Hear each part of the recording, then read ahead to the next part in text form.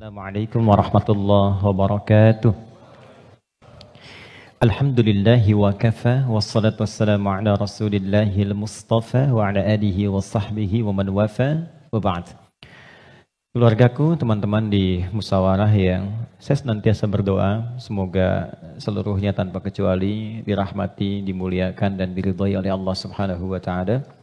Dan tentunya doa ini tidak akan menjadi maksimal dapat dirasakan kecuali diiringi dengan ikhtiar juga dari teman-teman untuk mewujudkan itu.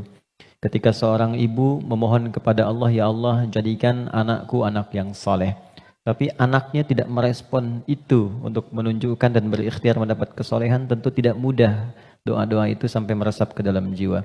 Karena itu sekali lagi mudah-mudahan apa yang seringkali kami mohonkan kepada Allah Subhanahu wa taala ada kekuatan dan keyakinan dari teman-teman juga untuk menjemputnya sehingga menjadikan kehidupan dan ranah yang kita pijak dalam pekerjaan profesi apapun menjadi bernilai dan membahagiakan baik di dunia ataupun di akhirat.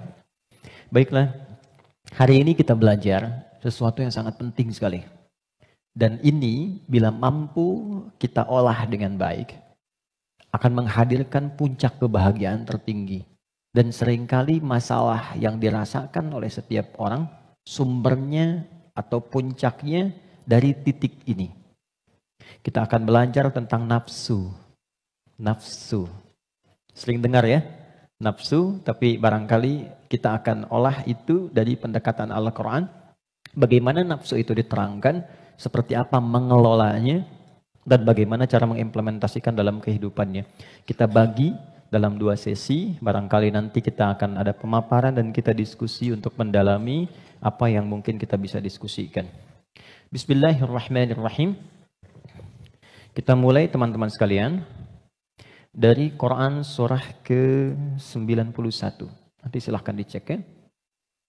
Quran surah 91 itu Asy-Syams. Asy-Syams.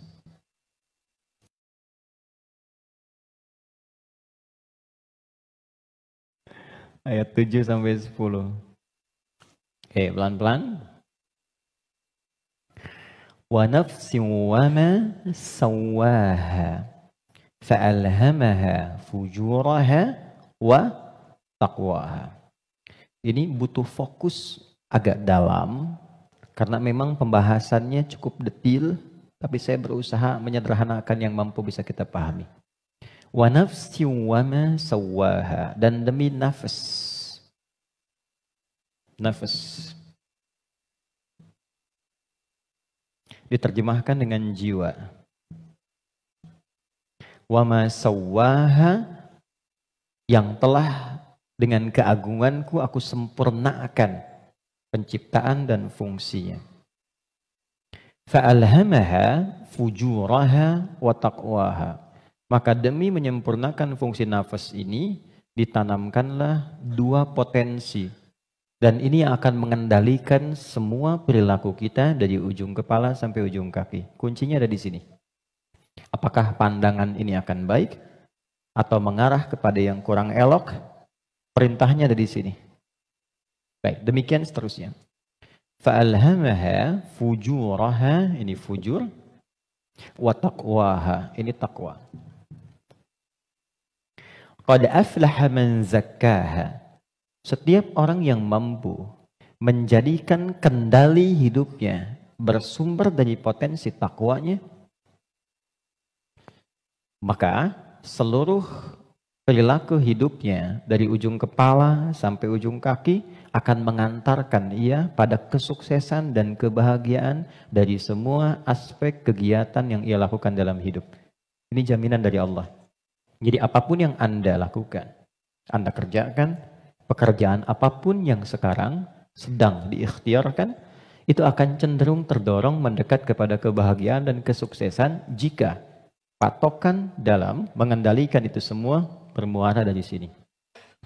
Wa qad khaba man dassaha, tapi bila yang digunakan sebagai acuannya adalah yang fujur, maka ini akan cenderung mengantarkan pada nestapa kehidupan.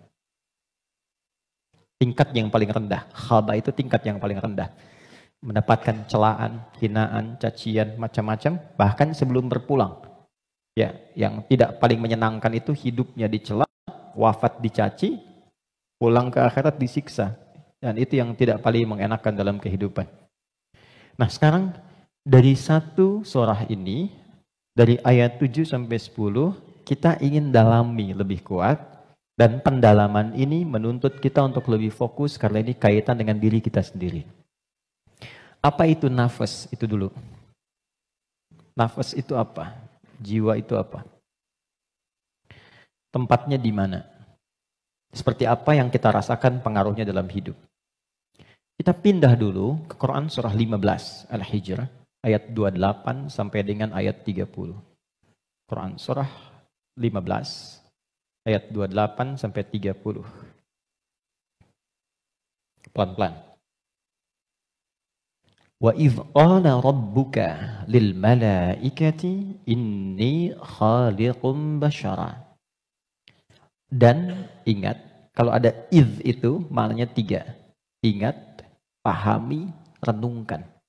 Jadi kalau kita membaca Quran dibuka dengan idh, diingatkan kita oleh Allah, ingat ya. Pahami apa yang akan kau baca ini, lalu renungkan itu pada dirimu yang paling dalam. Wa idh qala rabbuka lil malaikati, pahami, ingat, renungkan. Ketika Allah berfirman pada malaikat, inni khaliqun basyara, aku akan mencipta makhluk baru yang bukan malaikat, yang bukan jin. Jadi sebelum Allah mencipta kita manusia disebut dengan basyar di sini, maka sudah ada malaikat dan jin terlebih dahulu. Urutannya malaikat dulu diciptakan dari cahaya, nur, lalu jin diciptakan dari api, nar. Ya, baru kemudian kita manusia, basyar. Karena itu ayat manusia 28, ayat tentang jinnya 27-nya. Jadi kalau Anda lihat ayat 27 di Quran surah 15, wal janna khalaqnahu ya min qablu min naris samum. Sebelum manusia ada jin dulu urutannya diciptakan. Nanti jin ini sebagiannya ada yang tinggal nanti dengan malaikat di alam langit, tapi di alam tersendiri dari 7 lapis itu tidak sampai ke bagian atas. Nanti ada yang tinggal berkehidupan di dunia, yang kelak fungsinya akan digantikan oleh manusia menjadi khalifah di bumi. Nah, yang tinggal di alam langit ini, itu yang dulu disebut dengan Azazil namanya. Jin yang sangat taat, rajin ibadah, sampai diagungkan itu Azza. Oleh malaikat disebut nih hebat nih, ibadahnya banyak, maka disebut dengan Azazil. Cuma nanti kisahnya, ketika manusia diciptakan dan akan menempati posisi sebagai khalifah di bumi, jin yang terlihat taat ibadah ini ternyata memiliki kecemburuan yang tinggi sampai membangkang perintah Allah. Maka membangkang perintah disebut dengan fasik. Perbuatannya fasak. Maka berubahlah ia dari jin menjadi makhluk fasik. Ya, tertutup kebaikannya dengan keburukannya. Yang menutup keburukan dengan kebaikan, ada yang buruk yang tak ingin terlihat ditutup dengan yang baik, itu namanya libas, dari kata labasa.